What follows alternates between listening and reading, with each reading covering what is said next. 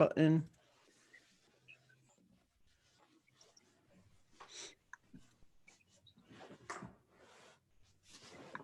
All right, it's pushing data to Facebook, to YouTube, to Twitch, and to the Facebook group Disc Golf Answer Man. What channel is it using for Twitch? The Dynamic Discs one. Oh, I switched to, okay, never mind. I switched my username to Disc Golf Answer DGAM a little while back, but I forgot I was just responding to comments with that, I got you. Broadcasting with that. Yeah, so we got people already in. Folks, welcome to the Disc Golf Answer Man episode 316. Of course, we are doing this coronavirus style. We are remote using Zoom. Thank God for Zoom to be able to do all this. We have Eric McCabe, myself, Bobby Cool Daddy Slick Breeze, and Robert McCall, all remoted calling in. Eric is visiting with Jerry Seinfeld. I'm in New York City. Yeah. I guess we'll have to be on standby just in case Kramer comes busting through the door. Yeah. There's a good chance. We'll be ready for that. There's a good chance of that. There's a good chance of that happening. I don't see us on YouTube yet. No, I see us now. Never mind. Yep. Don't mind me. We are good to go. We'll give people a few minutes to kind of get in and we'll catch up with everybody. Do you guys want to go ahead and oops, yep, there. Hit the wrong button. My bad. So I don't know if you guys want to go ahead and grab the links and start sharing it out so that people can kind of get on board with us. We'll do a little housekeeping and set things up. Looks like Twitch says it's still sending the data, so maybe Twitch connection is not the greatest, but we are good to go everywhere else. I will let you know that we are streaming to YouTube and Facebook, Dynamic Disc and Facebook Disc Golf Answer Man. So we'll try to keep up with questions or comments that come in there. But I know Robert will definitely be in the YouTube chat. I try to go back and forth between Facebook and YouTube, but I mostly on YouTube. I'll catch Facebook if I can. If you've never seen us on YouTube and you're watching on one of the Facebook channels streams, make sure you subscribe to Dynamic Discs on YouTube because we go live with this every week. Still going to be doing this remotely for the next few weeks at least, but sometime in June, we should be able to come to you from the studio. I'm excited to get back into the studio and get that new carpet. I know the new carpet. It's a little echoey, but it's not too bad.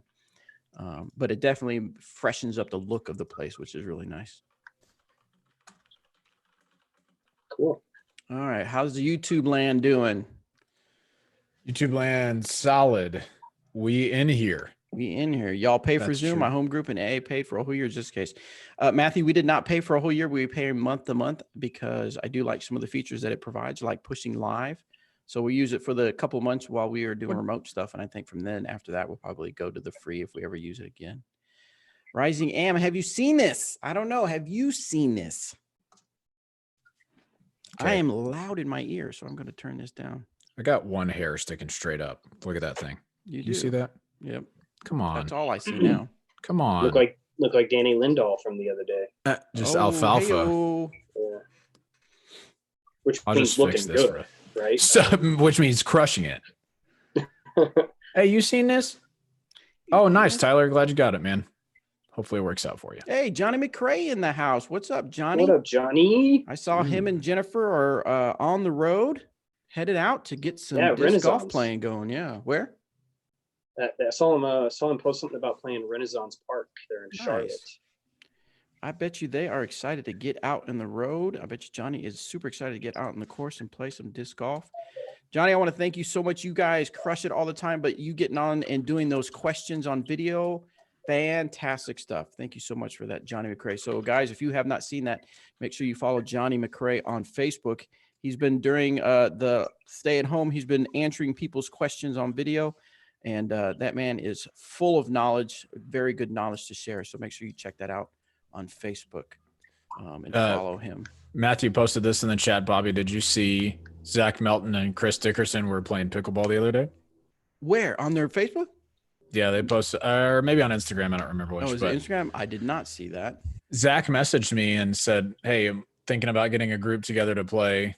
What do we need? What do we need to look at or whatever? And I was like, dude, just wait till you come to Emporia. You're not going to know. Yeah. You're not going to be ready. No, you're not. Yeah. And then, so Chris texted me today and said, hey, we played. You better practice up before GBO. I said, Chris, I will slap you into next year's GBO. at I'll need to pickleball. practice. I played the other day and I played the worst pickleball I've ever played. It went from feeling good to being outside at good time to why did I even come out here? I hate everybody. Pure rage, seeing So, red. Yes. I feel that. I even think one time one of the well, of course, Robert will know who it is, but I don't know if she'd want me to say her name anyway. That's fine. So Alice, we play with a young lady named Alice. She actually looked at me. She goes, if I say something, will you punch me in the face? I'm like, am I playing that bad? Yeah. What do you need? And she gave me some advice on what I was doing. So, but anyway, that's how frustrated apparently I was being. She was scared to give me some coaching. Anyway, so let's get to the show. Looks like we have plenty of people on board right now. I'm sure more people will trickle in. I'm going to have to record this differently because of how we're doing it. So I'm going to start recording and then we'll go with the show. You guys good to go? I am prepared to go. All right, here we go. I'm already gone. See ya. Way out in front. All right, here we go. Hey, everybody, welcome to this episode of the Disc Golf Answer Man. I am Bobby Cool Daddy Slick Breeze. I have Eric Seinfeld McCabe. What's up? With us. If you're watching via Zoom, our little Zoom conference, Zoom room, as they call it, he's got the Seinfeld background. Yes. And then we have Robert, one hair up McCall. Oh, I fixed it. Oh, you fixed it. Okay. Oh, no, it's back. There's still a couple back here, but it's fine. All right. Whatever. So he's got his hair sticking up. And so it's the first sign of fallout. Dang it. Don't tell anybody. It's all downhill from here. All downhill from here. Don't say that. All right, well, we're here for episode 316 of the Disc Golf Answer Man. If we sound a little different because we're recording a little bit different, we're using Zoom, still doing the remote Disc Golf Answer Man. If you're wondering where last episode is at while we were a week behind, well, I decided not to put it out in audio because we were having some sound issues. Sound issues being, I love you, Emerson, but sound issues of the baby in the background. And so I thought for audio, that might be a little too distracting. So I elected not to use that. But we are back here for episode 316. We're here to answer your disc golf questions. Before we get to that, though, did you guys get to do anything over the weekend? I know things are slowly opening up in different areas. Did you able to get out and enjoy any of the weather? It was nice weather. Yes, I absolutely did. I got out and played around at Peter Pan, actually, which was fun. Denise and I have been getting out quite often in the evenings and going out and doing some birding. She got a new camera, actually. And so we've been going out and got a new lens. So we've been going out and trying to get some cool bird shots. And I haven't been on the show in a while. So it's been a few weeks. I kind of stepped aside and let some of our tour players kind of come on and take my spot on the show. And since then, we've got a new dog. So I've spent a lot of time with her, training her and just really getting to know her personality, and it's been awesome. She is a ball of energy.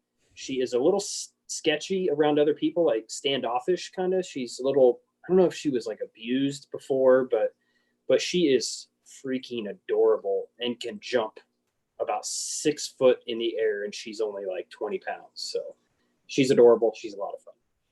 Now, what kind of dog? I think it's similar to what you already have now, right? But similar. I posted a picture of her, and like half the comments were, "Wow, you guys have a type," because all of our dogs are kind of the same, right? They're kind of that herding breed.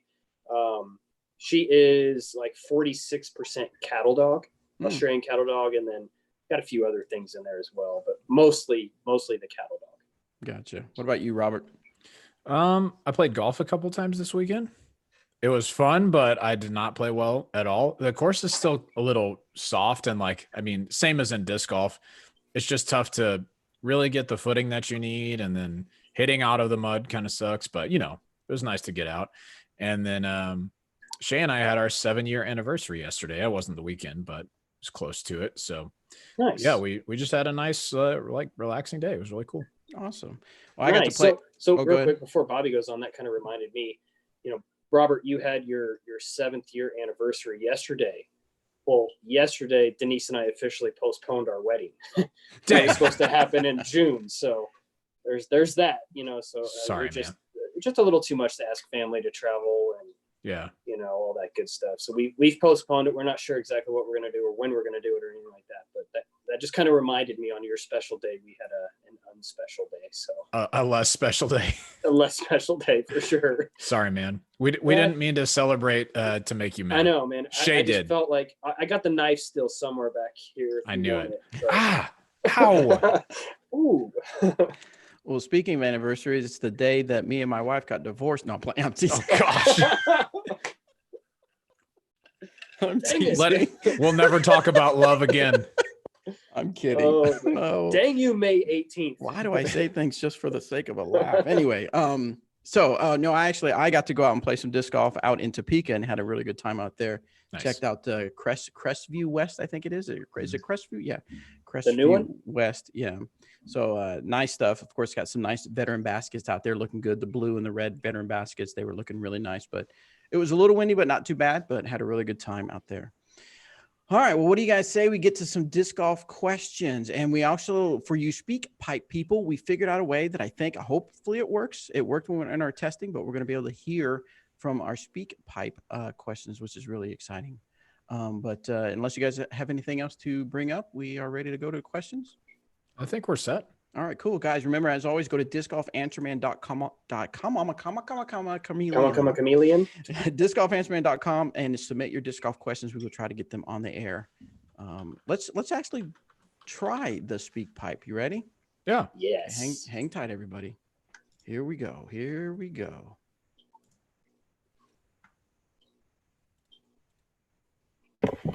Hey, Disc Golf Answer Man. I was wondering if there's any new disc golf releases, like new discs. Keep it up, guys. Love your show. Peace. All right. So Gavin wants to know if we have any new discs coming out. So we many. got, yeah, so many. What do you got, Robert? What do we got coming out? So this week we've got a couple of pretty special ones just off the top of my head here. Number one is the Biofusion Raider. We've had the Bio Raider out for amateur match play before, but that was the only place that you could get it. Now we're coming out with, it's not really a first run, but it's the first kind of stock stamp of Bio Raiders.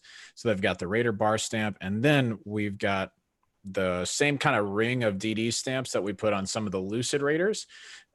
Those were super popular. People like those a lot. And we're actually kind of keeping track of how many we stamp of each disc, so you can tell the rarity of the Bio Raider that you get. If you don't care about rarity, no big deal. You get whatever you want, or maybe you throw it regardless. But the Bio Raider starts off about the same as a Fusion Raider in terms of stability, and it just gets better. I mean, they're super good, easy to bomb out there. I think people are going to like those a lot. Another one coming out this week is the Moonshine stock stamp Warden. You know I'm excited about that. Just come on. You know I am. Premium plastic Wardens sometimes are in and out of stock. Sometimes we have them, sometimes we don't. The Moonshine ones feel, I mean, just as good as the Lucids. I think if you've been waiting to get a Lucid, grab yourself a Moonshine. You will not be disappointed. Yeah, they're going to be fantastic. And there's one other, I don't remember off the top of my head. I'll have to look shortly. But next week, we have some more Team Series discs coming out. So we just came out with the Lucid X Glimmer, EMAC Truth, and Maverick, both of which are, I mean, honestly super good. The EMACs are kind of stable for an EMAC, correct? They are so good, though. Yes. Oh my God, they look beautiful and they fly just as beautiful. Yeah, that Yes. bear stamp is one of my favorites, 100%. And then we came out with the VIPX Glimmer Fortress for Nico LaCastro. And those came out fantastic as well. Those are super cool. But the ones that are coming out this week are the Verdict, the Warden, the Felon, and the Sheriff, all of which are Lucid X Glimmer, and they look just, come on, man. And I'll step in real quick. The Sheriff, unlike the first run of the Lucid X Sheriffs, these have a dome in the middle of them. And I mean a bowl of cereal dome style of dome. They are I like that. but dunk. I mean, they're beefy. So Have you gotten to throw one yet, Eric? I have not picked one up yet. I did talk to Paige though, and she threw one. She's out in North Carolina right now, and she's been throwing it, and she's said that they are so much more overstable than the initial run, and exactly what she wanted them to be. So that's Right. exciting stuff right there. Yeah. So to answer your question, lots of new stuff coming out from us. That's one of the things that during this time, a lot of people haven't been able to play disc golf, but it seems like they've been kind of stocking up in preparation for getting to get back out there. Now that some places are starting to open back up and people are going to be playing some more disc golf, we've got some fantastic discs for you to get back on the course with. So check those out. Yeah, something that's unique about this version is, I think Robert said, was the design that goes on the disc. And so a lot of the players got to pick the design, I mean, obviously I love all our team players. I love working with them. I love doing photos, but AJ Risley, there's something special about him. And so everybody has like their silhouette. Emac has the bear with the wilderness to kind of represent his, his love for the outdoors. Paige has the badge for the sheriff. And so if you're curious about what AJ has, I actually have the ability to show you real quick, and you guys will get a kick out of this. This is what he selected for his image. So basically it's a statement that says, this Lucid X Glimmer Warden from Dynamic Discs is a 2020 tour fundraiser for, and of course there's an X with a line and then his name underneath, AJ Risley. And I'm assuming if you purchase this and you see him, AJ Risley would be glad to sign it for you. But that is pure AJ Risley when it comes to something to put out on a disc as far as a unique design. So I think that's pretty cool. I mean, they're all really cool designs, all really good stuff to get for you. But that to me is just funny and just shows the true personality of AJ. Well, and legally, if you sign that line and scratch out AJ Risley, you receive the tour fundraiser portion of that disc. Fantastic. So nice. Yeah. It's legally binding. I'm going to the warehouse right now. Yeah, go ahead and get to signing. Yes. So the team series comes out May 28th. In your face, AJ. For retail, come out May 28th. But if you are connected or somehow have connections with a pro shop, those can be ordered for wholesale starting Wednesday. Yeah. Mm-hmm. So make sure you tell your favorite disc golf shop to get them in, or if you want to wait to order it from us, you can wait till the 28th. All right, let's get back to some questions. This one is from Travis, and this is about the OB rule. So I've heard many people ask this, but haven't heard what I think some are questioning. So imagine straight OB lines like a basketball key / lane T. Lane. T would be at the free throw line and hole would be where the basket is. If you go OB either side and line it up with the basket, you can't go backwards in a straight line because it is all OB. Can you go back along the OB lines as far as you like, or does that relief not apply? Does that make sense? No. Nope. No. All right. I'm going to send it via the beauty of technology so you guys can read it. Is it so we're going to call him? Or you're just doing it on work chat? Yeah, on work chat. I'm going to call him. So go to work chat. You can see the wording of it. So imagine straight OB lines like a basketball key. T would be at the free throw line. Okay. You go OB either side and line it up with a basket. You can't go back. Okay. Yes. So it's as if this is like the most tunnely of all tunnel shots. OB right and OB left. If you throw out of bounds on that, you can. Okay. So once you take your meter in, you can go as far back along that line in between you and the basket as you can go. Now, because of the angle of it, you're not going to be able to go super far back because then you'd be standing out of bounds and probably eating into the meter relief that you get. However, yeah, you can do that. It wouldn't be beneficial based on the type of hole that you're describing because it's a straight tunnel. You'd want to be as far up there as possible. But that's kind of the rule in play. There you go. All right, let's go back to SpeakPipe, and we'll jump around a little bit too. Now, keep in mind, guys, this is from a month ago because we weren't able to use it because of the way we're set up. So I'm not sure what the question will be, if it will be time sensitive, but we'll see. This one's from Malachi Lejean, but I'm assuming he's probably saying Malachi Lejean. Yeah, and it's probably neither of those people. Exactly. Well, let's see. The email address is questions on why they do .dat. So hang on, guys. We'll see what this question's all about. Oh, wait. Let me do the little technology thing where I share my computer sound. Here we go. Hello, Disc Golf Answermen. This is Penimi Pesonen from Finland, and today I have some questions for you guys. First up is a question about flight charts. When are we going to get the 2020 versions of them? And what I'm referring to are the Trilogy combined flight chart. I absolutely love it, obviously for myself, but also I like to show it to newer people who are newer to the sport. And it's a good way to explain different flight characteristics of the different discs in Trilogy lineup. Second question is about myself. I'm an ambidextrous person, so should I start practicing with my left hand also? Because right now I feel kind of awkward because the natural way of rotating for me is to spin counterclockwise. So if you ask me to do a pirouette, I would do it counterclockwise. So should I stick to practicing with my right side or start practicing with both? And bonus question is for Robert. Since you have a habit of correcting your glasses in your follow-through, have you done it when you're using your contacts? Thank you, guys. See you later. Good question. All right, what you No. guys got? Yeah, every time I No. throw, I go. No to all three. Yeah. Yeah. Well, Penyami, we really appreciate the questions. I think if you already know the way that you would naturally pirouette, then you're way ahead of the game on what we are going to be able to tell you, because we don't think about that often. At least I We don't. don't Maybe, pirouette. maybe Bobby does. I bet Bobby's quite a pirouetted dancer. a few times in his days. Yeah. He's got grace. He's Yes. like a swan. I mean, Anyway, Grace, whatever. whatever. I think it's probably worth trying to learn both ways. I don't think I would invest a ton of time into it if you already have a decent forehand, because they're close enough that the difference between a left-hand backhand and a right-hand forehand are not so different that you're really, really missing out without having one over the other. But if you don't have a forehand and you're more comfortable throwing just both sides backhand, yeah, I think it's a good idea to mess around with. For sure. It definitely doesn't hurt to have that offhand, accurate shot. Mhm.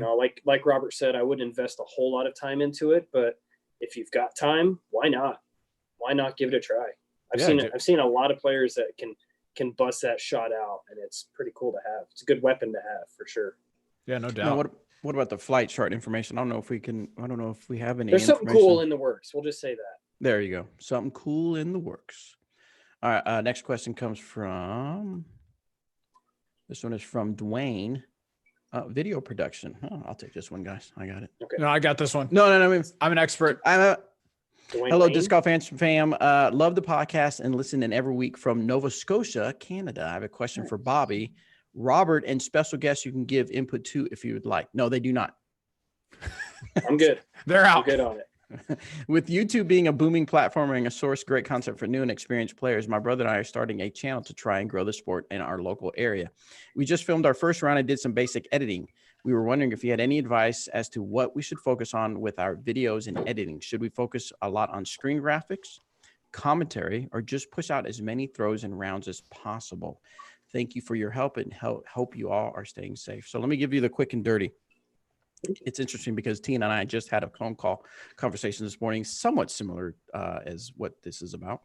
As far as what should you concentrate on, don't concentrate on the graphics right now. What is the story? What are you trying to say? Don't worry about the quality of everything right now. Worry about what are you trying to say, because people will watch it even if it's subpar video, if it's good content and good information for them to use. Now, as far as let's see, so when did I focus on any? Should we focus on? Yeah. As far as should you push out as many throws as possible? Yes. Here's what you need to do. What is something you want to watch? What is something you would like to see? Because I bet you there are going to be people out there that want to see it as well. Now that can get kind of a slippery slope because I may want to watch people eat donuts all day.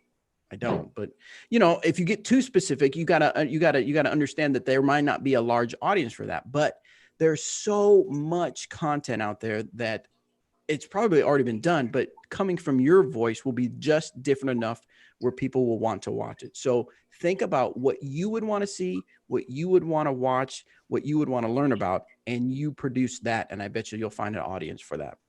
Yeah, super good. Hey, just me. Okay, that's totally fine. I'm playing. No, one of the things I was going to say is if you're just starting out, sticking to basics, like Bobby said, I think is really important. But it feels like a lot of people really start out trying to do way too much. Yes. And trying to be like, if you watch Jomez's first videos compared to where they are now, if you watch our first round coverage videos compared to where they are now, there are leaps and bounds different than the first videos, right? If you go in assuming that you're going to strike gold the first time, then you're kind of just setting yourself up for disappointment. You're probably not going to. So yeah, do something that is enjoyable to you, and have it be consistent. Like, I don't really know exactly how to say this with a creative tone, but if you're doing like way too much different stuff, don't do that. Focus on one type of thing, do that thing, have it be yours. You'll be good. Right. Rising M said, no one wants to watch or listen to crappy audio and shaky video. Yeah, I'm not saying go out there and do something that's terrible, but stick, like Robert says, stick to the basics, decent video. And yes, audio. People often forget. And there's a saying that I've said before is people will forgive you for subpar video, but they will annihilate you for subpar audio.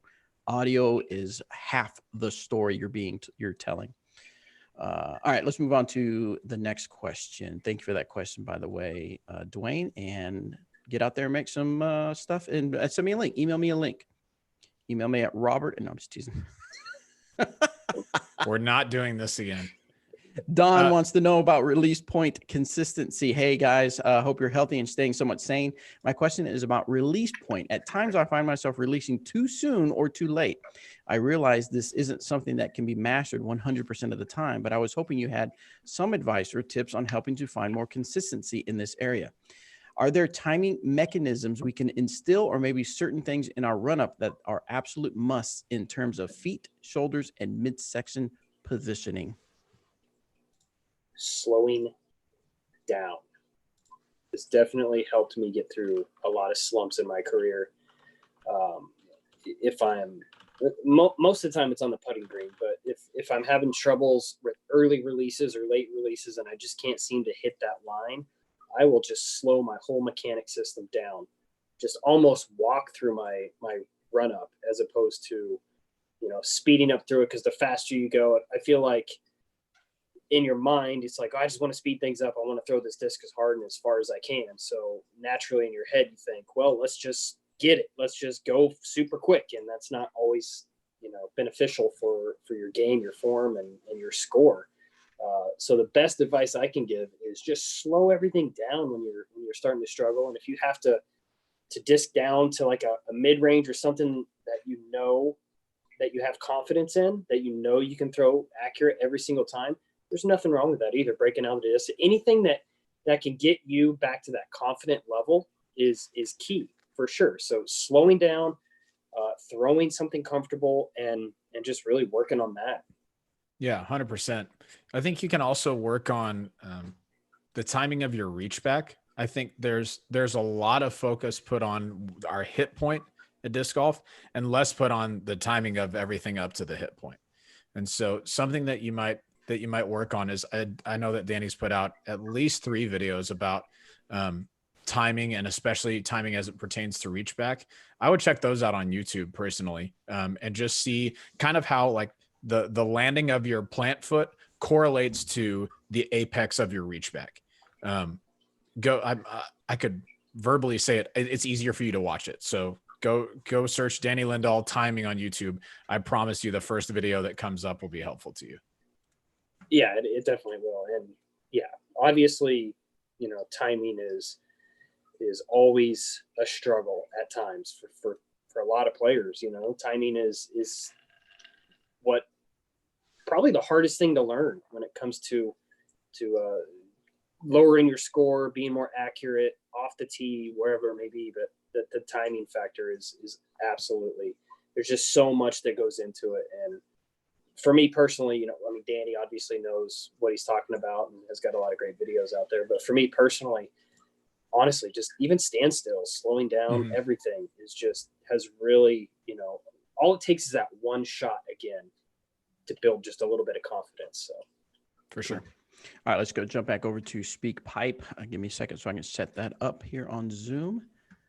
And this one comes from Shay Stevens. What's up, D-Game crew? This is Shay from Philly with a follow-up question to my recent one about provisional throws. So during a casual round, a friend threw a shot and it went and landed on the side of a hill that was very muddy and the footing wasn't that great. So he declared that his lie was not safe and that he should be given a free relief back. The card disagreed that you basically got to play as lies wasn't designated. Again, this is just a casual round, but in a tournament, he's not allowed to declare himself in a dangerous position, is he?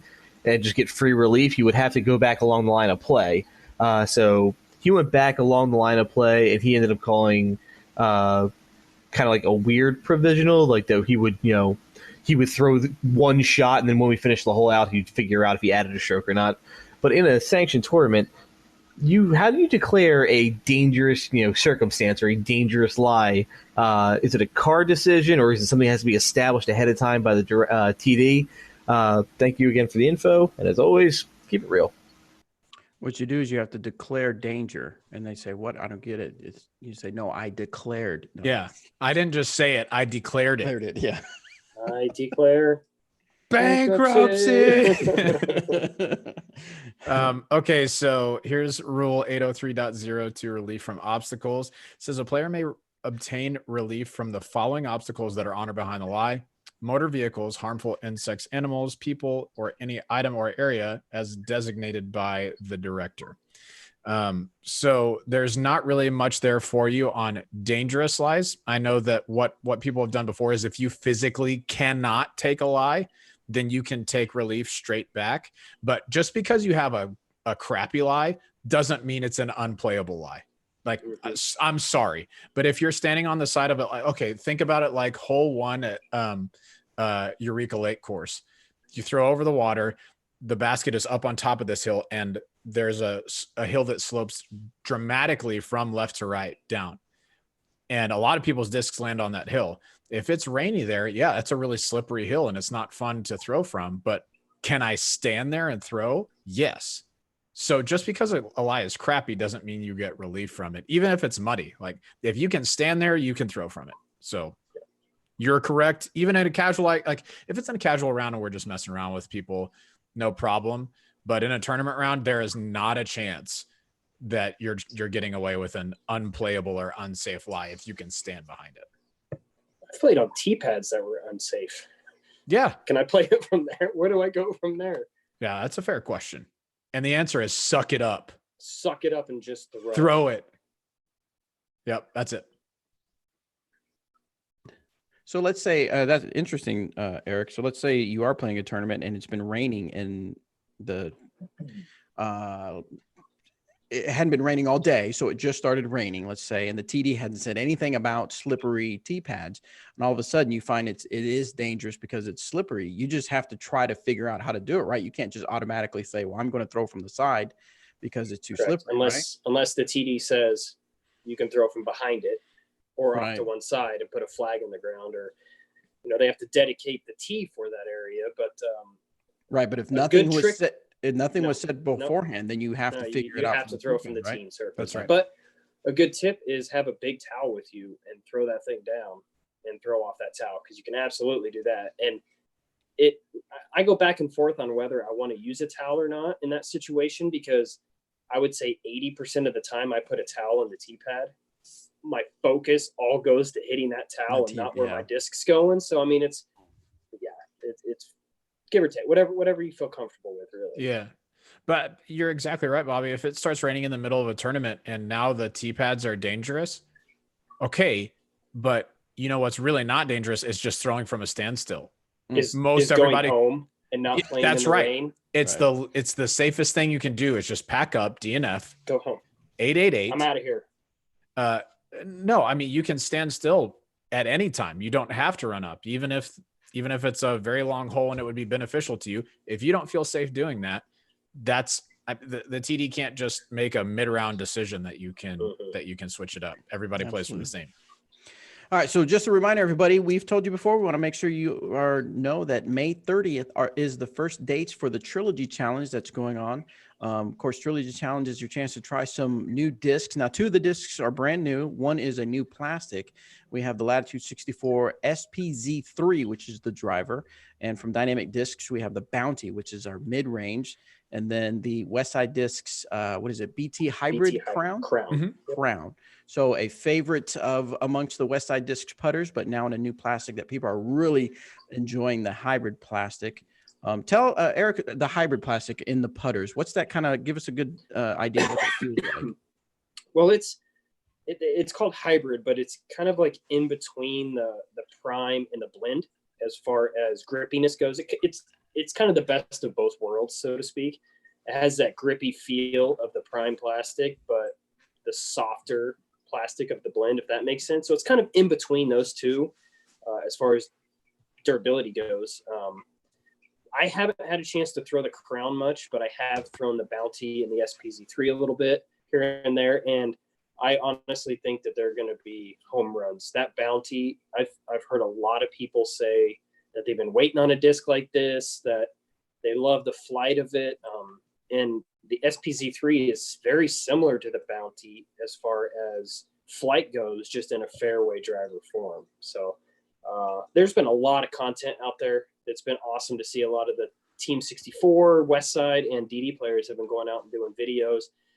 DD actually just dropped an awesome video with Dixon Jowers, Isaiah Esquivel, it was Anthony and Paige Shue as well. Mm-hmm. All 4 of those went out and played a round on Jones West, and it was cool. I thought it was great. I thought it was a really good video. I'd love to get out and put one out of us throwing again, kind of like we did last year, and maybe double or nothing on that bet that never was paid up.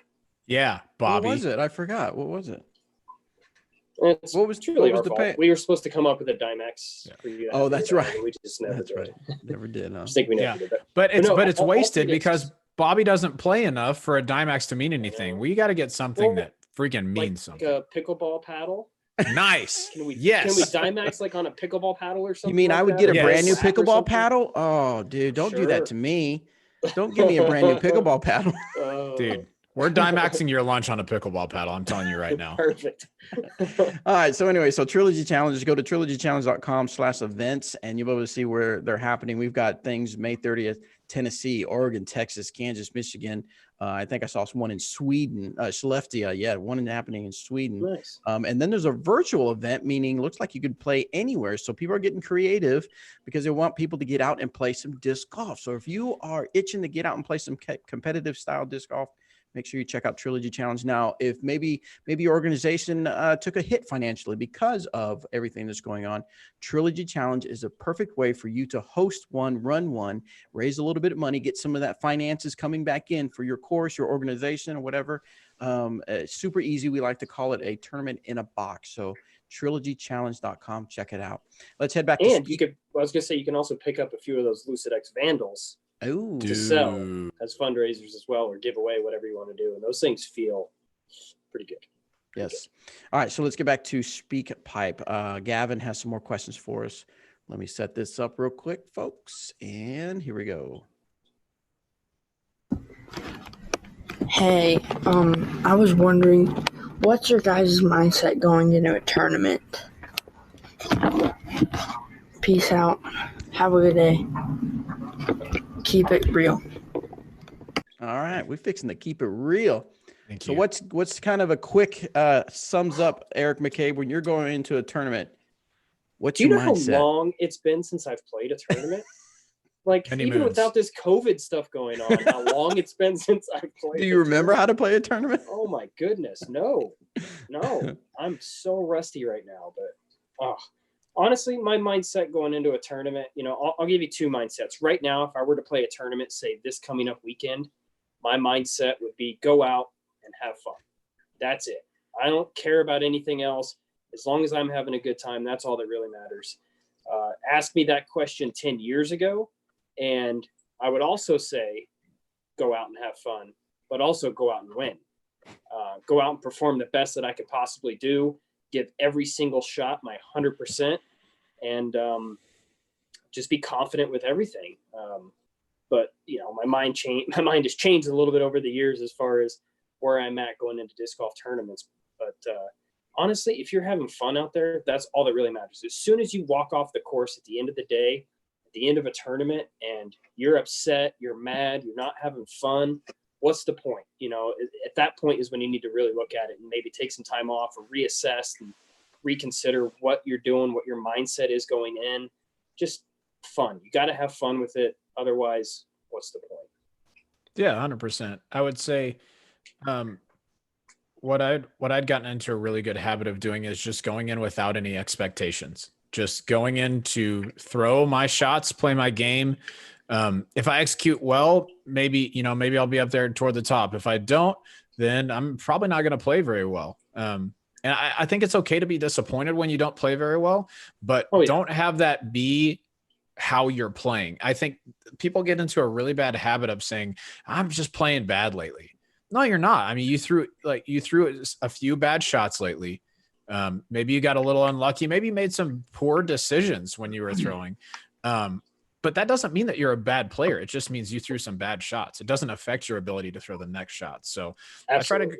I try to go in with no expectations, play my game the best I can, give each shot, kind of like Eric said, give each shot 100% of my attention, 100% of my focus.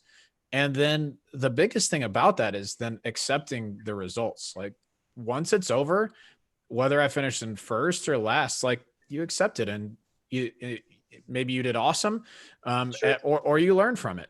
Either way is beneficial to you. And you know, you did mention you can be upset, which, you know, by me saying being upset, being mad, walking off the course isn't a good thing. You know, I give myself, after a bad event, I'll give myself like 30 minutes to an hour of just being grumpy and, you know, just not happy and, you know, kind of rethinking about everything as far as what went wrong in that round. And then from there on, I'm done. Let it go. Time to focus on what I did wrong.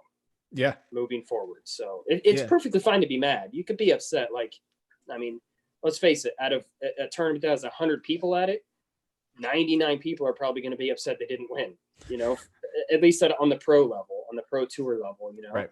So there's going to be, majority of the time, you're not going to be very happy.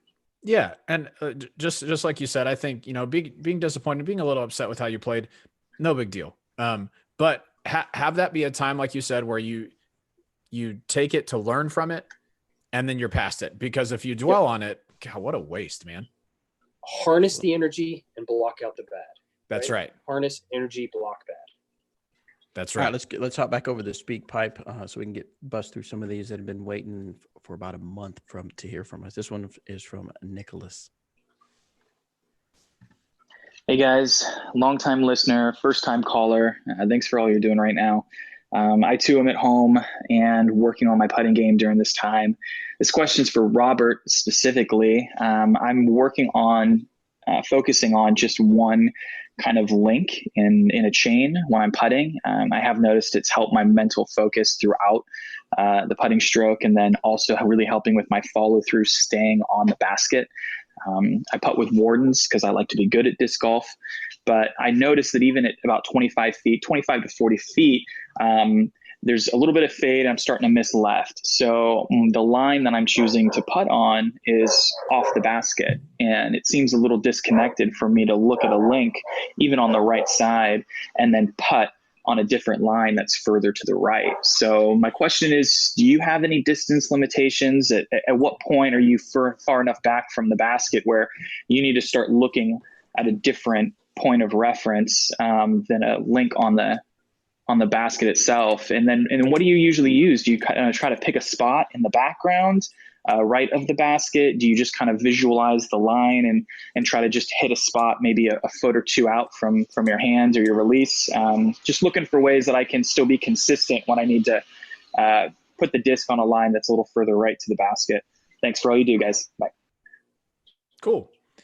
That's a fantastic question. For me, about the range where where I stopped focusing on a single link because I'm probably having to play the disc a little outside of the basket is probably around 45 to 50 feet. And it's because I can't really see the link as clearly from that range. Right. So you kind of either have to treat, one chain or the pole as your aiming point, or if you're playing it outside, I'll often pick, just like a leaf behind the basket or a tree, like a specific part of a tree to aim at. That's usually though, only if I'm intentionally playing a hyzer out and around something where it's impractical to look at the basket. Otherwise I'm picking my link and going at that every time. And honestly, it's not like looking at that link requires me to start the disc on that exact spot and it's going to travel right in front of that link the entire time. For me, it rarely isn't. For me, most of the time it is not on a straight line. It has that little bit of hyzer, but focusing on that link allows me to go through the motion of thinking about trying to hit that, and my body responds in kind. So even when I'm at 45, 50 feet, the disc is probably going to be a disc's width or maybe two outside the basket before it starts breaking back to the left. But I'm still looking at my link because that's what I'm aiming at, if that makes any sense. I'll also, if I'm a little ways out from that and I can't just get a regular comfortable hyzer putt there, I'll start the putt on a little bit of anhyzer and then just aim the same and then juice it and just kind of see what happens. So, that's what works for me. I'm not sure what everybody else does. I know when I'm throwing, I try and pick something that's like at the apex of the shot where it's going to start breaking back to the left. But on putts, I'm picking my link, or if I'm way too far away, I'm picking the middle of the basket and just sending it at it. That's pretty much what I do as well, with the exception of instead of, I used to focus in on one particular link, but I found it to be, I don't know, a little more challenging at times, trying to hone in on one little link. So what I usually do is just hone in on a portion of the basket, kind of like that bottom little pocket. Bottom right pocket or coordinate of the basket. So it's, the general area of the basket's what I'm aiming for. And these days, I mean, it's a little different now than it was when I traveled and toured, because nowadays they don't really play on very many Mach 3s. So you don't got to worry about a whole lot of that. There's a bigger sweet spot on the baskets now than there were, 10 years ago. But yeah, finding that sweet area that you feel comfortable with. And honestly, when you're hitting putts, you could aim anywhere and it feels like it's just going to go in, just with the follow through and the confidence that you're putting behind the putt.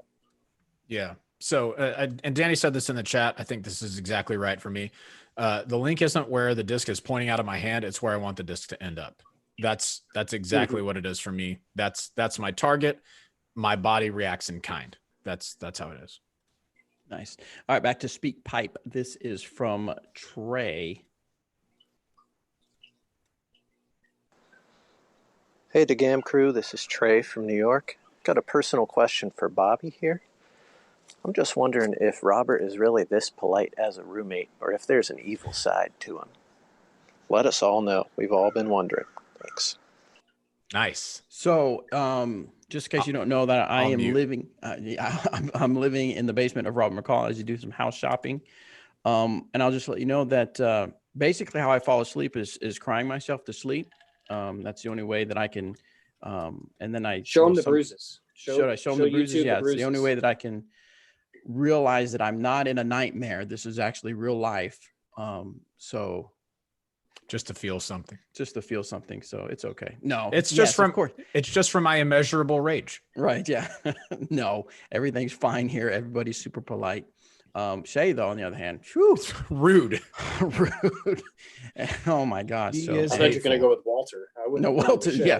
Well, it's funny. Well, Walter does like to bark at me a lot. Even when I came home from lunch to pick up some lunch, and he barks, and I'm like, Walter, I just saw you 5 minutes ago. Yes. Walter, you've seen Bobby every day for a long time now. You know who he is. Whatever. Oh, it's so funny. So, and then I made the remark, maybe that's what he's barking at. He's like, I'm tired of seeing you. Get your own house, Bobby. Anyway, all right, let's jump back into Speak Pipe. This is from Brady.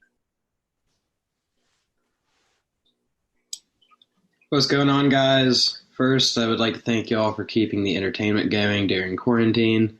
It's been really nice. My question might be a hot take, so it might just need to be ignored. For major PDGA events like Worlds or maybe the USDGC, I think we should look at the PGA and have those events, if there is a tie that occurs, the two players who are tied or who else is tied should have a whole new 18 they have to play. Wow. Now, for other events like the Portland Open, I think match play is fine. But I think for major touring events like those two, it'd be really cool to see the best players in the world playing head-to-head one more time on 18 holes. Thanks, guys, and keep it up. That's you Not pretty imagine? intense. Not every major does this, right? It's No. only like the British Open does it, U.S. Open. US Open does Mhm. it, but everything else, like the Masters, is definitely just sudden death, right? Yeah, and I Or think is it's it a. 18? I know. I think it's a loop. It's a 3-hole loop, right? Yeah. Yeah. Mhm. Yeah. I think it's cool. I don't know that we're quite there yet Right. for our sport, as small as it is, just because a lot of these players have travel plans. I got to get on the road at 6 o'clock tonight to go to the next town or whatever. At least that's the way it typically is. But I think it's cool. I think it'd be fun I mean, can you imagine the gallery that would be there for that 18? I mean, obviously you'd have to do it the next day, Right. and what's kind of a disappointment, I guess you would say, is the next day would be a Monday. Typically, most of our events, few of them end on Saturday, but most of them are on Monday. So how big would the gallery be, I guess? Because a lot of those people that are in the gallery or watching are on their way home, and maybe it would just be the two players and a camera crew that are doing it. But it'd be cool to see him play the 18-hole, sudden death playoff, or not, I guess it wouldn't be sudden death, but the 18-hole playoff. But I kind of like the mindset behind a sudden death playoff. It changes everything. You're no longer playing the course. You're now playing, like, if we're in a playoff, I'm doing whatever you're doing. If I have to match you, if you throw out of bounds, I'm throwing the safest shot you've ever seen in my life on this one, Right. So there's definitely a different mindset that goes into that, which I kind of like. Yeah. And it's exactly like you said. The U.S. Open can afford to pull that off because it's golf, and the winner is going to take home with $3 million. And the person who gets second is going to take home 1.5. So And not to mention all the money that they're getting from endorsements yes, to be there yeah. and play and all that. So Yeah, so they've got a lot of skin in the game at that point. It's just right now it's impractical for disc golf, unfortunately. What I would really like to see is kind of somewhere in the middle, like an aggregate on 3 holes. So here's this loop. We're playing this once around, and your combined score on those 3 holes is your score for the playoff. Okay. I think something like that could be cool, just so that then you have that huge gallery. I mean, everybody's going to go watch that thing, but it's not so. And you could do it that same extensive. day. Exactly. also. You could do it right then. So yeah, I that'd be think cool. they need to set up an arena That's cool. and have like weapons in the middle, and then Nice. have this go, what's that movie? Gladiator. Gladiator style. Uh-huh. I And thought you were somebody- drawing Hunger Games. Yes. Somebody has to say, are you not entertained? Right. It's a requirement. 2 men enter, 1 man leave. So That's right. that's what That's we right. need. Don't rush the cornucopia. That's Don't do that's it. the fool's game. Yes. So All right. they The should next. just start doing CTPs for the Yep. Yeah. play these 3 holes, and if you haven't determined a winner, we'll just do CTPs. There you go. Forehand roller CTP though. Oh, on hole 17 at USDGC. Good luck. All right. Back to Speak Pipe. This one's from Don. What's up, Answerman? This is Don from Wisconsin. I had a question about forehand. I suppose this question mostly applies to, or could be directed to, Danny Lindahl, since he did the forehand physics of flight video. I was wondering, So I recently added an X step into my forehand walk up, and I don't think that was in the physics of flight video on forehand with Eric. So I was wondering why. Is there a reason for to not do an X step with a forehand? I feel like I get my hips into the throw better, and I'm a little bit more accurate like that. And then I was also wondering if there are any pros that also use an X step in their forehand walk up. I am so not coordinated. I'd be afraid that I'd fall all over the place trying to do an X step. Trip over your feet. Yeah, trip over my feet while doing it. And to be fair, and little cleanup. He said Eric. I'm pretty sure he meant Oakley. Probably. I'm just throwing that out there. I don't remember doing a forehand tutorial, but hey, you never know. In a former life. Right. Yeah. So what do you guys think? Yeah, so let's talk about an X step and a forehand. It's exactly like Bobby said. I think you're bringing kind of some unnecessary risk into it just in getting your feet tangled up. I think it comes a little bit more naturally to a backhand. And the reason for that, I'm not sure that I can say. Like that's just how it is. I think the reason that a hop is so popular is because you don't have to get your hips quite as engaged in a forehand throw because you're not reaching back so far. Like you're not reaching back as far as you can to throw forehands. Most of the time you're taking your body backwards, but you're not reaching back like you would to throw a backhand, like all the way behind your body, taking your shoulders away from target and then pulling through on that.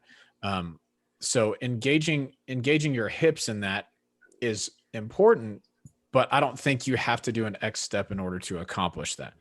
Most people kind of run up on a straight line when they throw a forehand, whereas on a backhand, you kind of want to offset your lead foot to the left just a little bit to ensure that your hips are engaged. But that's more of a full body throw than a forehand is. It's a lot dependent on your arm and your wrist snap through the shot.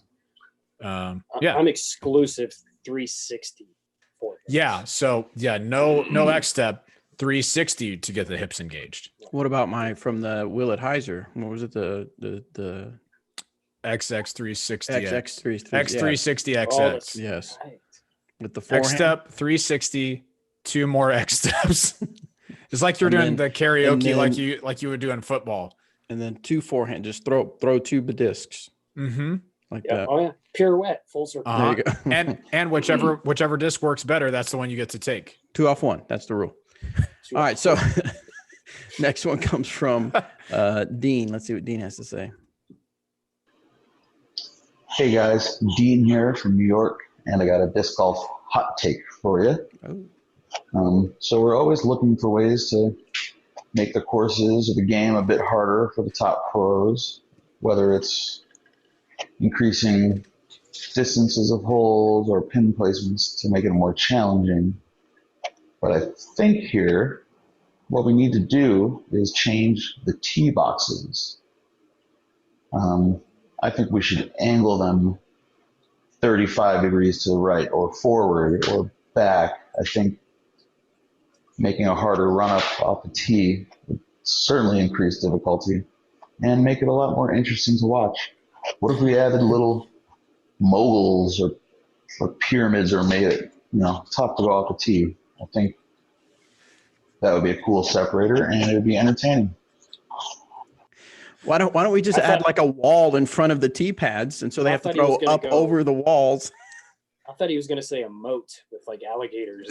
Yeah, I mean, electric eel. So the only thing that comes. Go ahead, Robert.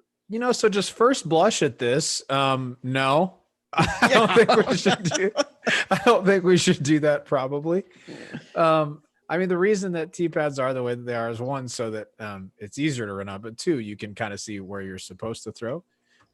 If you think that players complain about short tee pads and not being able to run up right now, imagine having a basket that's straight in front of you and a tee pad that's facing, somewhere off to the left. People aren't going to be very pleased with that. On the mogul side, I actually like that idea because then you have to high step over to get to your spots. I'm interested in that idea.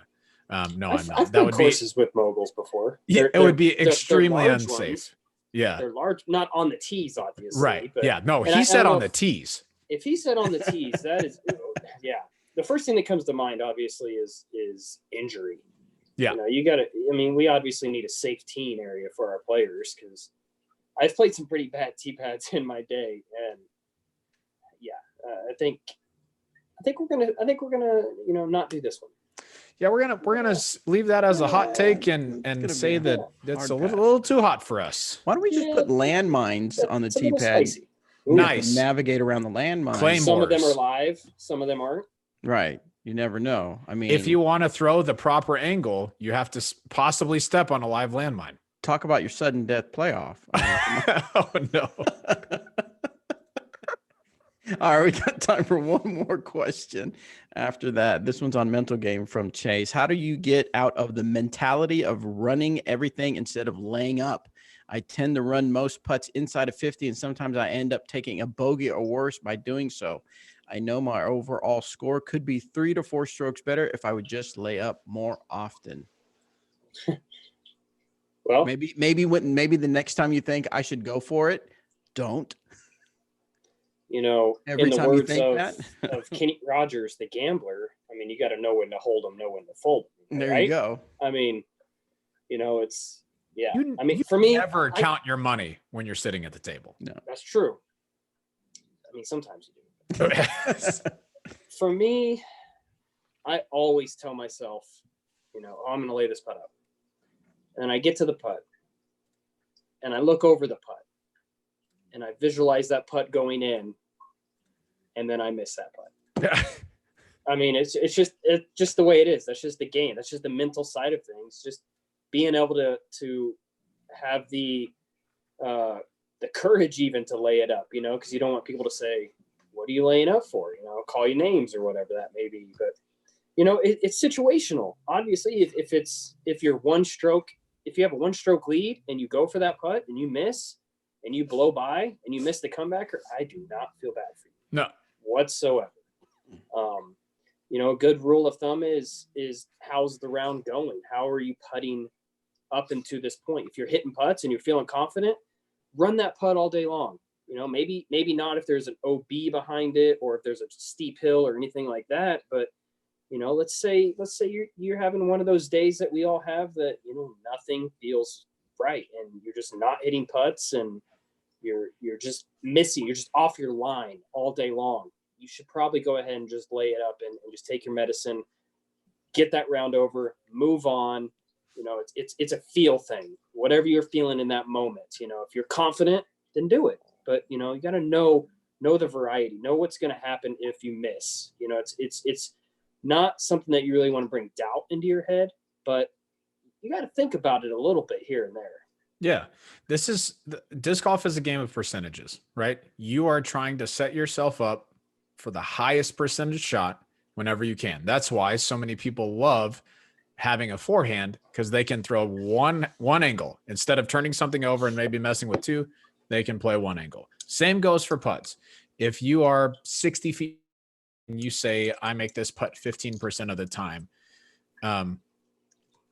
let's say you run it 100% of the time, you make 15%, and you run it past 20 feet or more 30% of the time. Well, then those 15% of makes don't justify you running that putt, because you're going to 3-putt more often than you're going to 1-putt, right? So understanding those percentages, I think, is something that's really important. The terrain around the basket is also super important. If it's a flat putt and I have an 80-footer, I'll run it all day. Why not? What's going to happen? I end up 15 feet past.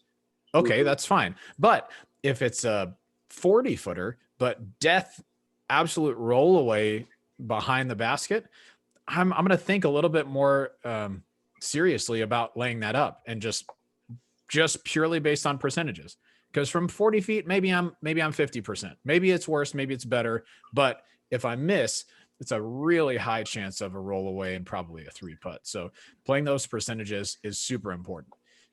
Last thing I'll say about it, if you are really wanting to give those a shot, but kind of a conservative shot, learn to give it kind of a half run and this is like a really sticky situation to get into because some people think half run means you breeze it by chain high and it just happened to go too far. No. When I say half run, I'm putting the disc nose up, right side of the basket, and letting it fall left. And if it goes, then it goes. If not, then I'm usually not 5 feet short or 5 feet long. It's right in drop in range. So you can give yourself an opportunity to make it without having to be so very aggressive. It's almost like a mini spike hyzer or like a mini stall hyzer that you throw up to the right and let it drop down to the left. Gosh, man, I feel like we could talk about this for a long time. We don't need to, but at the end of the day, it's a game of percentages. If you want to send it, the only other thing that you could do is practice your 20 footers, practice your 25 footers, so you can send it and then be confident that you're going to two putt even if you miss. That's the only other thing you could do. All right. Just don't miss, and then you're fine. Just make it every time. Just make it every time. Yeah, you're All welcome. right, guys. Thank you so much for tuning in for the Disc Golf Answer Man. We appreciate you sending in all the questions. Again, make sure you check out trilogychallenge.com to run your Trilogy Challenge. And a quick correction. Eric said something about Lucid X Vandals. Those are actually available through the Match Play setup. So Match Play. Yeah, well, just run both. Run both. You Yes, just do yes, it. run both. I just didn't want anybody going My to bad. Trilogy Challenge wondering where the Lucid That's X true. Vandals are. Those are through Run the both. Match Play. Go to discgolfmatchplay.com for more information on that. All right, guys, we're going to end this for the Disc Golf Answer Man, and we'll see you back on for the Disc Golf Hot Takes. All right, recording has stopped. YouTubers, hang tight. Forgot to say something about the reviews. What do you mean? I mean, YouTube's still here. You can tell them. Just to give that away Oh, for the word, people who left reviews last week. I can do it on Hot Takes. All right, here comes Danny, and hopefully Anthony should be in here in a few moments. If you're in the YouTube chat in the meantime, just to remind you what we've been talking about, or what I talked about last week. So we love getting 5-star reviews on, thank you, on Apple Podcasts, on Stitcher, I believe has a place where you can rate as well. But we're looking specifically at Apple Podcast reviews this week. So if you go and leave us a 5-star review on Apple Podcasts, we're going to draw some winners from the people from last episode through a few weeks from now. And we're going to give away, I've got 4 of these classic hybrid Wardens. We do not currently have these in stock anymore. I got 4 of the prettiest ones and used them for a video. And I figured, you know what? It's time for somebody else to have these. So 13 people this week gave 5-star reviews. I will be choosing from those 13 to give this classic hybrid Warden away to. And then we'll continue to do it the weeks after that. Now, for the 12 who we don't pick, you'll be entered into the drawing for the next time.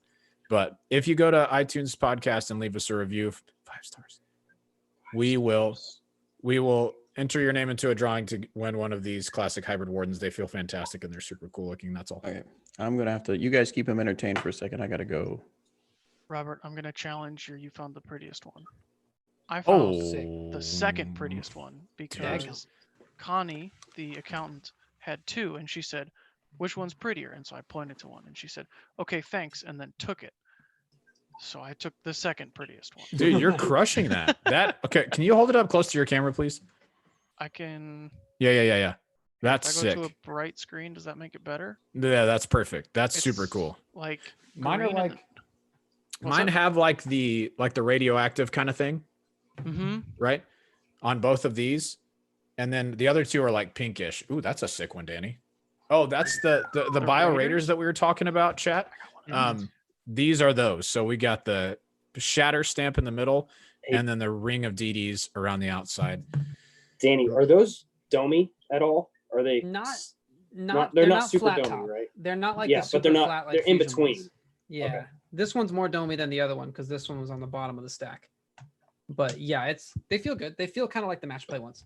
That's Maybe what I a was little- gonna ask. little domier. I feel like they're a little bit grippier too. Yeah, a little grippier, a little domier. It might be a little different. grippy. Mhm. Cool. What have you 2 fellas been up to over the weekend? You play some disc golf? You did? Oh, sick. Nice. We're ready now. We're official. I got one of these. I figured I'd go ahead and point out everything that's on here. Yes. There's the cattle prod, the roll of Yes. Charmin. Yes. Seen as My Chemical Romance, because I feel like those two things go together. Yeah. Always takes the first take. Director, maybe. Camera, probably. And then virtual dating is the thing. Yes, I like that. I like first take always. It's never Yeah. not first take. We get it right first time every time. First try, yeah. 100%. That makes When- it into the edit. when- It's the first take that makes it into the final video. Yeah. That's what it means, when we right? shoot with Zach Melton and he says first try, that it's because it's the first. It's the very first try one. every time. Okay, I'm gonna grab a Dr Pepper. I'll be right back. Is that okay, Bobby? Okay. Yeah, you got that. Robert's leaving. Go. Time him. To answer Robert's question, though, I did play disc golf on Sunday. Eric, sick. Denise, and I, and then Sam from the Pro Tour. Sam went out and Gaddens. played Yep. Peter Pan. Yeah, Catch Cam Sam. super fun. Nice. It was a fun round. Yeah, it wasn't as muddy out there as I was expecting. No, yeah, Eric texted me on Crazy. Saturday and was like, "Hey, do you want to play Pan?" And I was like, "It's rained a lot." And we went, and it was like there's a couple between 5 and 6 where it's normal always wet. spots. Yeah, but Mhm. otherwise, it was Your fine. feet weren't weighing like 3 pounds extra by the time you're walking to your car at the end. They weren't. like Oh, a at gosh. pound all. and a half. Yeah. It does that at Pan. Yeah, it wasn't bad at all. It was good. Mm-mm. It was fun. Yeah. Also, I don't know if Rising M is in chat, but He these are a was. thing. He likes Stock those stamp Moonshine Moonshine Wardens. Wardens. This until recently was my favorite run of Wardens, but I think the Lucid X ones have superseded these. But these are still That's- fantastic. These are still the most overstable ones Nice. that I've thrown anyway. Have you thrown the fluid ones? Yes, fluids are actually because they're so flat on the top, they're kind of Yeah. straightish. I feel Oh, like really? fluid plastic is more overstable, but only in drivers. Like Yeah. the mids Hmm. and putters that I've seen it in, the gumminess I feel like makes it go straighter for Mhm. some reason. I feel like the fluid truths were pretty overstable though, Possibly. but I don't I know. never about- threw the fluid truths. Mhm. I should come out with fluid Emax. That's what I should do. Fleemax, Fleemax. Fleetwood Max. Flu Wait, I was gonna say Wait a Fleetwood minute. Max. that's awfully Fleetwood close to a Max. copyright. Fluid Max. Fleetwood Max. I'll just spell it different and we'll be fine. Put an extra E. And then Yes. it's Yeah. Put totally a K on the end. E Fluid Ooh, Max. Max with a Z? E Fluid Max. Ooh, Fluid ooh, Max. There you go. There you go. You can only get them in Disc Golf Valley. Is that how it works? Oh, here, call it Fluid X Plastic, and they're just Lucid. Okay. Yeah. That's Lucid. That's Oh, good. that'd be funny. Oh gosh. Okay. Okay. We've woken up Sebastian. Sorry, Uh-oh. Sebastian. I just put ice in this cup, and Walter just happened to wander into the kitchen just at the right time to get a piece of ice. He's such a beggar, Nice. man. It's like, oh, I'm also here. I'm hanging out. Hey, you want to pass some ice over here or what? Okay, so We have all of our cat treats are in this one certain cupboard, and that one it like pops when you open it. And no matter where in the apartment the cat is, he could be sleeping. You'll just open that thing, and he comes running, and then just Yeah. sits right there and just. Meow. I'd like a treat, please. go ahead. Yes, Thank I you. have to now. I was just putting stuff away, but Yeah. fine. I That's don't right. think he says please. Yes. Yeah, that's true. Yeah, it's a cat. I can He's not pretend. saying please. Bobby, I forgot there's one more thing I meant to share It earlier. says meow. Another thing you forgot. Yeah, sorry. It's What not. did It's you not share, official pot. I didn't share anything. There's a lot of hot air. It's not official podcast business, but the course record is a group on Facebook who's doing a disc golf trivia show. They've had I've seen that. yeah, they've had some people on there for the last few weeks. I think they've maybe done it 4 times. And I'm going on it tonight live. Ooh, at Nice. 8, Sick. 8 Central. Ooh. So, And what do you do? Against Smashbox. say it again. Which We're one? going up Starts against at 9. Smashbox tonight. As They guys, started as 9. guys We likes should be to done ma- by then. We should be done by then. Okay, everybody repeat what you said at the same time so he can hear us this time. Sorry. 2, 3. I'm pretty sure we'll be done by then, but yeah, I mean, I'm probably gonna go make a fool out of myself. But that like one of the shows, all the questions that they asked, I was like, I had a pretty good idea on a lot of those. So Sick. I did too. The first one I think it was that I watched, they asked like one of the questions was name the last 10 years of world champions not named Yes. Ricky or Paul. exactly, Go. yes, You know, and that's it's stuff like that's that. the one I I think I watched. knew all that. So you say And Ken. I knew it Nate, all because and it was then 2. from when my tour, Yeah, when exactly. I traveled and everything. But no, Climo has not won a Worlds in 10 years. Yeah. In 10 years before Paul's first one? No. He was saying the question was, The and I last think 10 it was years. USDGC, but it was from 2010 to Worlds. 2020. I Okay. thought you meant the Worlds, for 10 sure. from Okay. 2011 to 2001. Name those 10. Oh, no. Name I the got you. last world champions the last 10 years. You're right. Gotcha. You're right. You're right. Yeah. You're right. Yeah. Worlds is right. Yeah. So anyway, there was a couple of them that were, oh yeah. But, yeah. But it's cool. Yeah, cool show. Me and So, Danny are anyway, super impressed. I'm going on that. Yeah, those are sick too. I'm going on that at 8:00 tonight. So tune in. What is to, that one, the Danny? course Is it record. on Facebook, YouTube? Where's it? Yeah, I'll share it yeah, out on as they Facebook. But originally, yeah, yeah. the course record. This is the Lucid X Glimmer. Sorry, said something about Domir ones. These, I could eat cereal out of them, and it's a putter, which is weird, but yeah, it's true. All right. I mean, you could eat cereal out of all putters, really. yeah, really. Hey, Any try shoot, hard share This one how you much can eat. cereal you This want. one you can eat more. Even Yes. more cereal. You could can put eat cereal out of a milk basket in if you it. got creative enough. Let's be Sorry honest. for derailing us. Let's do it. Derailed. All right, let's see. I was trying to see You if have Tina derailed. was around. I'm gonna have her on for disc golf hot takes, but she was not answering her messenger. She doesn't know apparently. anything. Apparently, she doesn't want to be on here. Let's see. Do, do, do, do, do, do, do, do, do, do, do. Did anybody recognize what that's from? Sounded like the beginning of Called Star Bobby Wars. wasting time. I wasn't paying attention. Do, do, do, do, Always in do, do, do, do, do, do, do. It sounds like the beginning of the Star Wars theme. Close. Okay, Close. what Star is it? Trek. Superman. No, I don't think you sang it right. Nah, I don't think you sang it right. Dun, dun, dun. Mm-mm. Let me As pitch listen to it perfect as again. that was, I'm- No, that wasn't it. Yeah. No, false. False. Wrong. False. Raiders of the Lost Ark. All right, here we go. We're gonna record. All right, we're recording. Welcome everybody to another episode of the Disc Golf Hot Takes, where we discuss some things about disc golf that makes everybody mad except for The winner, the winner. No, it makes Love it. everybody mad. which is Even the arbitrarily winner's decided. Yes. So Eric McCabe took a little Sold break out. so that we could have some of the tour team on here, but he is back. And so we give him the honor of having the disc golf hot take for this week. So Eric McCabe, what do you got for us? All right. Make our blood boil. Come on, get us mad. Ugh, so mad. So full disclosure, Anthony hit me up and said, I have an idea, but I'm going to let him use that one. Oh, So I've got one. Moving forward with the PDGA, and this is disc golf related. Moving forward to the PDGA, what I think that the PDGA should do is, and we may have done this before, I hope not, but I'm doing it anyway. Here we go. The PDGA should take $1 out of every single entry fee and put that to a Pro Worlds purse. Think about how many tournaments that would be. And if you want to argue the side of, well, I'm an AM, I don't want to pay for that. Well, then that's fine. How about we just take $1 out of every professional entry fee moving forward, put it in a bucket, put it in a pool, whatever you want to call it. And that becomes a whole lot of money to play for at World Championships. Because the World Championships, a lot of people don't know this, just because different people host that event, it's still the PDGA's event. They still pretty much throw their weight around and say, hey, here's what we're doing. Here's the courses we want to play in that. Granted, the host city or town or club or organization can definitely, make suggestions or kind of run the event for the most part, but they still kind of have a say in what goes on.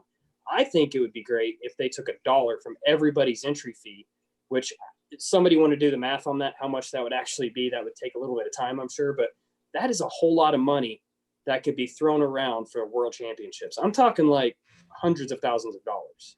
Hey, Eric. That's my hot take. Hey, That's Eric. what I think should happen. Hey, Eric, I'm an AM and I don't want to pay for that.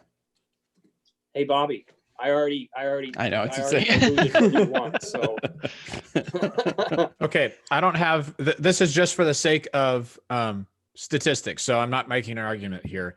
But total 2019 PDGA event participants was 322,491 people. That's not unique people. That's people who played in a tournament.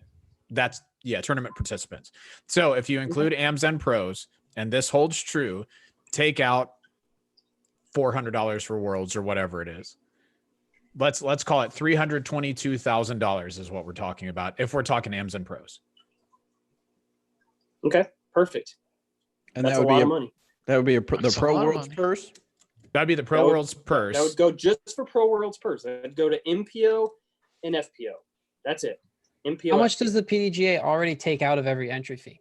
Because there's like a little bit, isn't there? But It's like but not $2 or specific something? to It depends. this. Yeah. Not yeah. It depends on the tier as well, how much Oh, money yeah. that they take out from each event. But I mean, I think at the most, I want to say is $5 for A tiers and maybe NTs. Those That sounds larger events is around $5.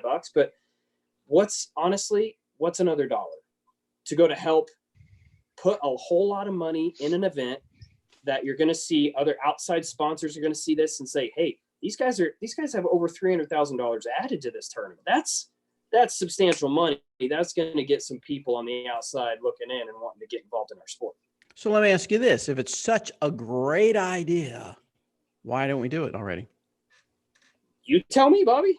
I think tournaments you are first. already fairly expensive, right? We play a lot of tournaments. It's normal for us. But if you're just playing disc golf, you have like a little bit of a bag, a few discs or something like that. It's a pretty cheap sport. You're investing a good bit. Usually like what, $30 to play in rec at like a C tier or something, 25, 30 or something like that. Add on Sure. to that $10 for not being a PDGA member, and now you want to add another dollar on top of that, and it doesn't directly come from the player. Because what ends up happening is usually it's 100% payout for your entry fee, at least at a lot of the smaller tournaments that I've run.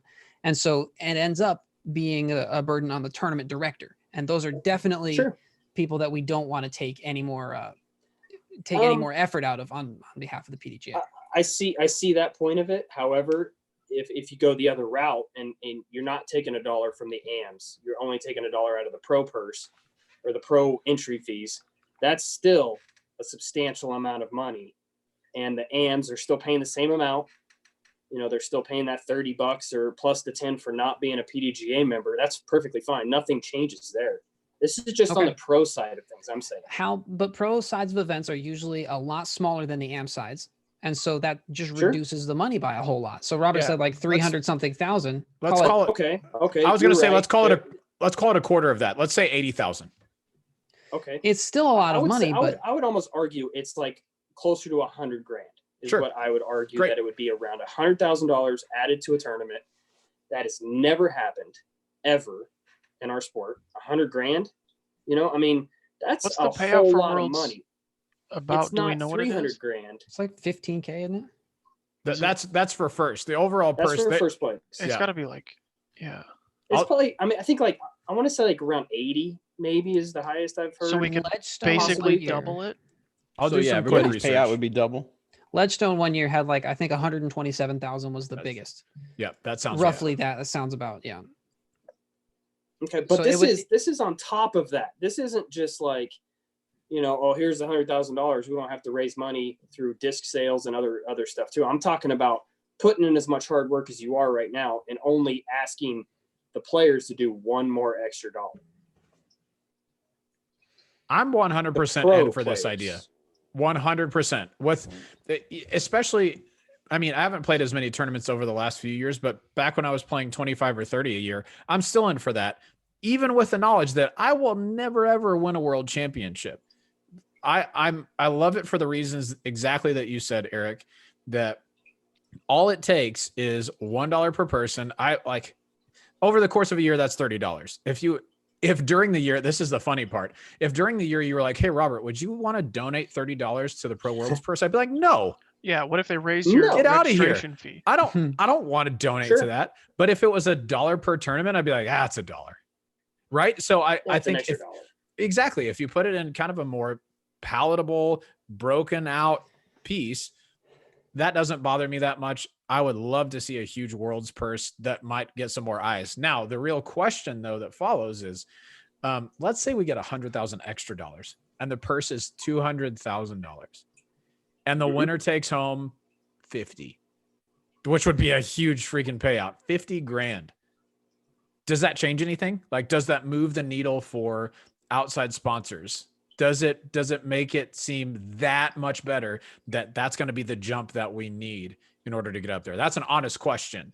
And I don't know the answer to it. And it's a question that really, honestly, nobody could answer. Right. You know, we can only give our opinions on it. But right. I personally believe that, yes, if we're playing for, you know, a couple $100,000 purse, that some of these other companies that we're starting to see kind of come in, like, you know, I mean, we've had OGO in the sport in the past. You know, Grip 6 is another one that is kind of an outsider looking in. Bushnell is another one that's starting to get into the game. But I'm talking about these higher hitters that are seeing, you know, us out here and wanting to put more money into it. I mean, 50 grand for first place, sure, that's definitely going to change the lifestyle of that person that won it. But I'm not just talking about 50 grand for first. Think about what 10th place is going to get for that too. I mean, that's true. That's only going to impact, you know, majority of the people going down, at least the top touring professionals in our sport, which does have a trickle down effect to everybody.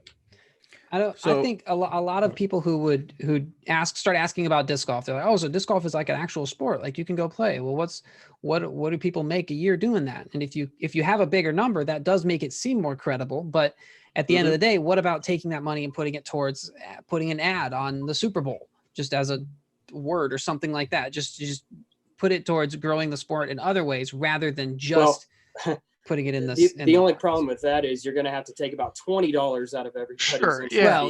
The Super Bowl is a Super Bowl ad was probably not a good, but he does bring up a point because Andy sure, even but that's mentioned the that side of it. I mean, sure, take that dollar from the players and put it somewhere that it's going to benefit the sport. And I truly believe that our professional players that are out there grinding every single weekend, that's where we need to pour some of our money into those particular players that are out there actually moving the needle, trying to move the needle, doing more and more of this social media type stuff, you know, getting the sport in front of a lot of new people, you know, creating new fans. I mean, we've all seen it here in the last couple months, how many new players have actually started playing disc golf, you know, and a lot of that is from social media. I would almost argue that the dollar would be better spent in advertising rather than paying the pro players. Mm-hmm. That's I would disagree because I think that's dumb, Bobby. Only because $100,000 in a pro purse, players playing for something, a couple $100,000 in that aspect of it, which would be about $100,000, like we said. The $100,000 is going to mean more for a bunch of players playing for it than, I mean, how much is $100,000 going to get you at the end of the day on advertising? It could get you a lot, kind of a lot actually. Sure. It'll get you more than 30,000 in Paul's pocket. So my argument would be, so let's say $100,000 is the amount we're working for. So my argument would be the $100,000 going, and let's just go black or white, is that we go $100,000 to the pro players, right? No splitting it up between marketing stuff. All of it, 100% goes toward the pro players. That's going to benefit probably how many? 40, 30 people. It's impossible to tell. No. As far as the players, I personally believe. Let me play this out. 40 or 50 of the players at Worlds, right? I mean, depending on how much you pay out, we're correct. I mean, let's say we pay out. Last year's Worlds paid out just over 90 players, and the total purse was 115,000. Right. So 90 players will benefit some way for either a lot or a little bit, depending on how much the purse changes for them. I could take that $100,000 and advertise to hundreds of thousands of people and influence and bring awareness.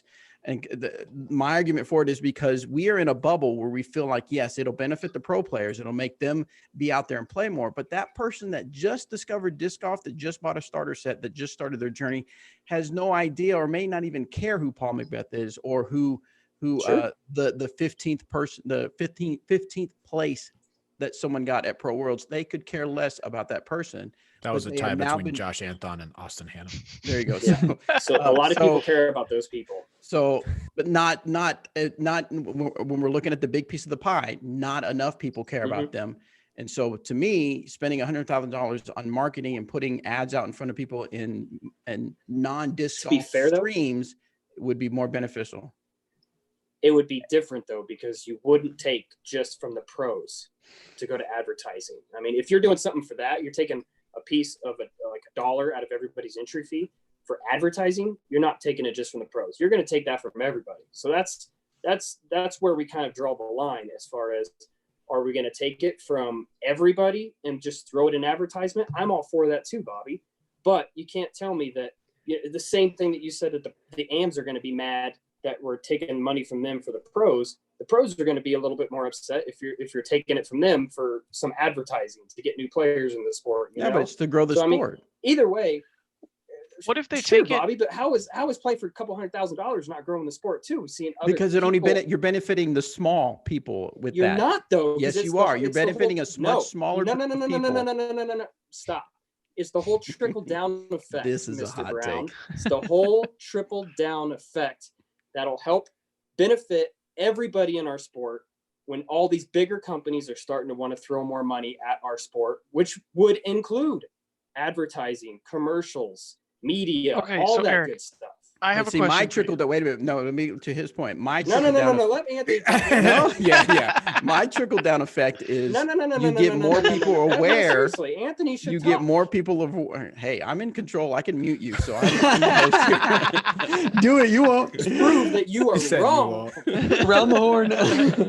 Is because it can be the same thing. We're just going a different direction. We're starting from a different place in that you're going to bring more people that are going to be aware of the sport, because I just spent $100,000 on advertising.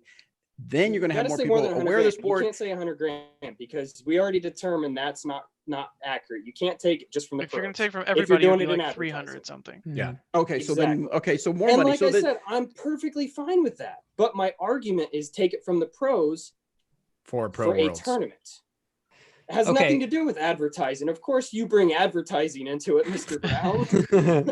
I have another angle. Mr. Media. I have another angle. Okay, a lot of people.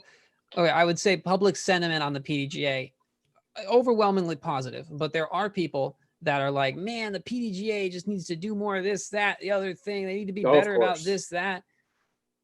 How much bigger is that group going to get? How much popularity is the PDGA going to lose just taking more money from people, and people don't see the PDGA as doing anything? We know the PDGA do things, tell you, but I'll tell you, the PDGA can do nothing right. I'll tell you that right now. No matter what they do, and I'm a full supporter of the PDGA. I support everything they do. I respect everybody that works for the PDGA. Yeah, 100%. But no matter what they do, if you go read any comments on any thread that they put out, they are just getting hate thrown at them. And it sucks. Yep. It sucks for them for sure. So you're absolutely right, Danny. There's nothing that they could do. If they throw it toward advertising, people are going to be mad. If they throw it at a tournament, people are going to be mad. You know, people are already posting saying, when am I going to get my refund this year for my PDGA? Because I didn't, you're not playing any events, blah, blah, blah. It's like, come on, like, no matter what. You know that. I'm interested in what Anthony has to say. Okay, so I am not. No, I'm playing. Get muted. So I'll take. No. Wait, what happened, Anthony? What happened? You lose a point too, Anthony. Dang it! Wait, aren't I the judge of this? Go ahead. Okay, so Eric, your Yes. point when you were talking with Bobby was take the money, put it in the purse. That will bring outsiders. If I'm Coca-Cola, I said it could. Okay, if I am Coca-Cola and I look at the Disc Golf World Championships and the total prize purse is $100,000 and the total prize purse is $200,000, if there's still what was it this year? 20,000 people viewing it, like live. What was the peak number? I think it was something live. like that. Live concurrent per round was around 15K. Okay, that's solid. I don't care. If you're Coke. Cool. Yeah, the guy who got first place won an extra $20,000. I still spent the same amount of money, if not more, and got the same in return. So how would the top 90 players finishing getting more money, how would that entice Adidas, Coca-Cola, Toyota, whoever? I have an answer to this. How would that bring them in? I have an answer to this. To Eric's point, someone who it would otherwise be considering a career in a different sport is going to be a lot more attracted to disc golf when they realize that they can actually make good money doing it. Like they say, oh, if I win worlds, I can make solid money. That makes it a lot more attractive versus disc golf is so far away from being a money sport. Someone who wants to grow up to be a rich professional athlete, disc golf. Maybe it wouldn't be if the PDGA took a that's such a mountain to climb. It's not. We're not even. I agree. I'm not saying it crosses a threshold. I'm saying it makes it more other appealing. sports. I mean, and so the big thing is when I try to explain this to people that have no idea, and then I tell them, they're like, well, what's the purse? Oh, the top guy got 15,000. They're trying to be polite. And they don't. They think of golf millions of dollars in the right. Baseball players are signing hundreds of $1 million contracts, where we're talking about hundreds of thousands of dollars. Like that's a lot of money. But in the sports world, in the professional athlete world, Paul signed a rumored $1 million for 4 years or something like that, and then Bryce Harper signed $200 million. Like it's apples and oranges. Yeah. So to say that like it's gonna bring some kid who wants to be a rich famous athlete in. No, I don't. I'm not arguing that. That's a hard straw man there. Yeah. I'm not arguing that it's gonna. No, I'm saying it makes it more attractive. It makes it more attractive. It's not going to make someone who wants to be rich and famous go play disc golf. That's not what I'm trying to say. I'm trying to say it makes it, if they like playing disc golf, and they're looking at potentially doing that, and they don't like doing a sport that they're really good at, then the disc golf is more attractive. I'm not saying it's going to be just completely. I don't know that the prize purse for one event would be enough to swing someone. Sure, but then consider if this becomes a little bit more of the norm, and this is more of a long-term play, right? To where if there's an event in disc golf that the purse keeps getting bigger and bigger. Say it's $1 this year. Say it's $2 next year. Say it's $5 the next year per event, whatever it is. If that continues to grow, then you probably don't see big results the first year or the second year, but you might see them down the road when there are more kids. Instead of saying, "Hey, I want to spend my time trying to get into professional soccer or be a professional tennis player," they're saying, I want to be a professional disc golfer. I can make a good living doing that and doing something that I love. So it's more of a longer term play, definitely. Now, having that said, so Paul McBeth won Worlds last year. He won $10,000 on a purse of $115,000. So if it's a purse of $215,000, does him winning $20,000 move the needle for those bigger companies? No, but no. Does 50,000 move it? Like once we start getting into the numbers where, all right, we're talking real money, that you'd have to include the AMs in this. So sorry, AMs, we're taking $1 of yours every time. We will thank you profusely. But if we get into that realm where now we're talking 50K, and if something like what happened in poker happens, I saw somebody on the board put this in a second ago. Chris Moneymaker won I think it was like the 2003 World Series of Poker. It's a 10K buy-in. He was a no-name in poker, and he won $4 or $5 million, right? That started a boom where everyone was like, hey, I have a shot to do this. I can be a professional poker player, because this is just a guy with a really cool name for poker, right? So he comes in and does that, and now like a bunch of unknowns have won back to back for a little while. I mean, some professionals, but it would require somebody other than somebody at the very top winning, where there's a story that you can say, hey, look, this could be you. Unfortunately, I don't think that's the position we're in, because there's some parity at the top, but like there's probably only about 10 or 15 people that realistically could win Worlds right now. It'd be tough. Maybe even lower than that. It might be fewer, truly. I'm looking at last year. This is a total aside. I'm looking at last year. Ricky beat Paul by 12 strokes over the last 2 rounds and still lost by 1. That's crazy. Anyway, that's all. That's all. That sucks. That's all I got. Yeah. Bummer. All right. So just to clarify, we are giving our opinions, but I want to make sure that I'm not trying to take money away from the pro players. Of course, I would love to see. Yes, you are. And that's what I heard in this argument. Of course, I would love to have pro players make more money. I just feel that there is an argument about there's not an argument, but it's gets pretty sticky when it comes to what would be. Yeah. Well, sure, but it gets pretty sticky where what would benefit the most. So. Hang on, based on Bobby, I different have things. one more And question. for the Oh, record- Anthony's gonna mix it up. What? Oh, No, go no, ahead. no, I'm not mixing anything up. No. Ah, dang it. I'm muted again, aren't I? No. Okay, so we take $1. Robert's talking about then you take 2, then you take 5. What happens to the smaller events where it doesn't fill? They have 40 people register, and now we're taking X percent off the top of that. Are we just? This isn't like a I'm opposed question. It's more of like a, I don't know what Practical, would happen yeah. question. Yeah, like what are we just going to then kill the smaller events? You know, if we No. start taking money that No. they're barely scraping by, and now, Oh, hey, I'll have this, I'll have that. Do it B tiers and up or something. Or yeah, I think you could do it so that if it's on a per player basis, once you're past a certain threshold, that you're like the TD is going to make enough money to at least cover the cost of the event, right? So then you add the value on the player and the TD is unaffected. It's just if you want to compete in professional disc golf or amateur disc golf, if you want to compete at tournaments, this is one of the prices that you pay. But this is what we're doing to grow the sport, to make it a bigger deal, to get national coverage. Maybe that's just a part of it. I'm not arguing for it. I just think that's probably what it would come out as. And something to back up something that Bobby said a second ago, when we get into these arguments, you need to understand sometimes the arguments that we make on here aren't really how we feel about it. We're just trying to come at it from all sides. Now, some of these we definitely do feel that way. Like you should never throw rollers or overhands. I really feel that way, but I don't.